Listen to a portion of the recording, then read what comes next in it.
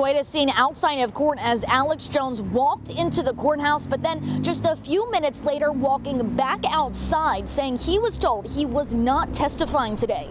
I asked him if he plans on staying in the state, and he says he's going to have to stay until the trial is over as he waits to take the stand.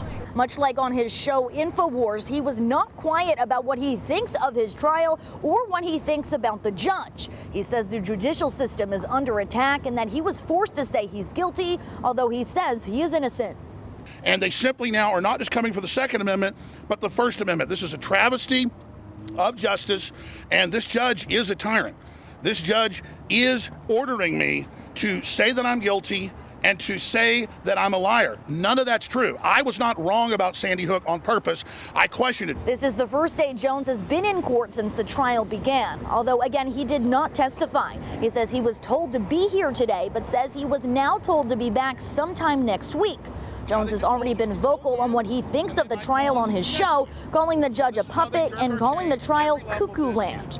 The prosecution aiming to prove Jones profited off his Sandy Hook lies, calling the shooting a hoax, and the families of the victims actors. Now, Jones tells us he did not profit and says his comments hurt his business and he lost employees. However, corporate attorney for InfoWars parent company Free Speech Systems, Brittany Paz, testified she did not know an exact profit number, but said it's fair to say the company has made $100 million between 2012 and now. Prosecutors say Jones had a massive audience growth after his lies, which led to advertisers and supplement sales.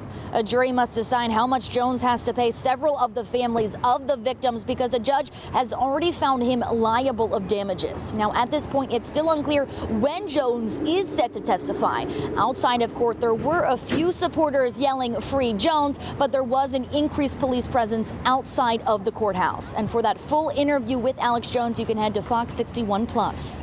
In Waterbury, Lindsay Kane, Fox 61 News.